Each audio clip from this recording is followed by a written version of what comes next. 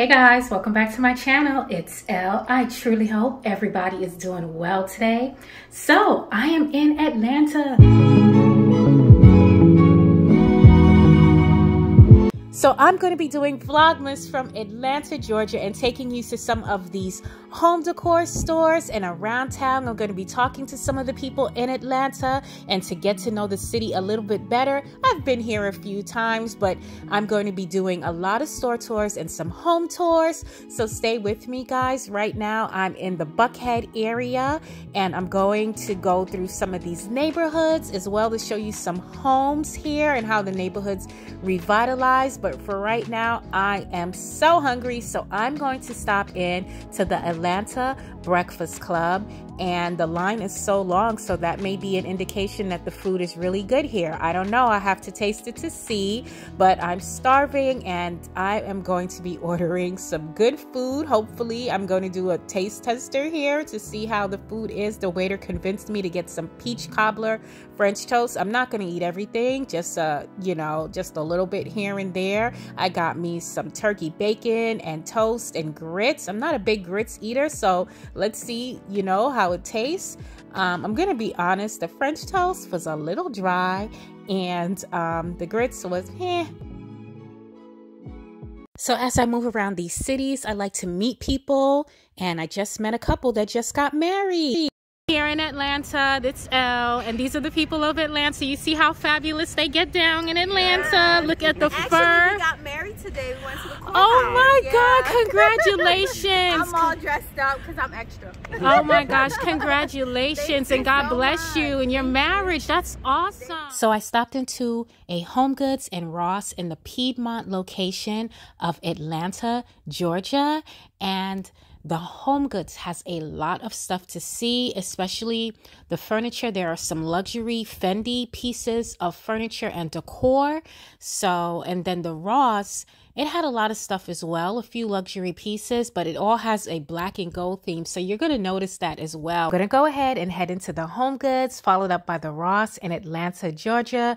Please don't forget to stay tuned. On my channel coming up in the next couple of days, there's going to be more store tours around Atlanta. And I appreciate you guys watching. Please don't forget to like and subscribe, and I'll see you soon.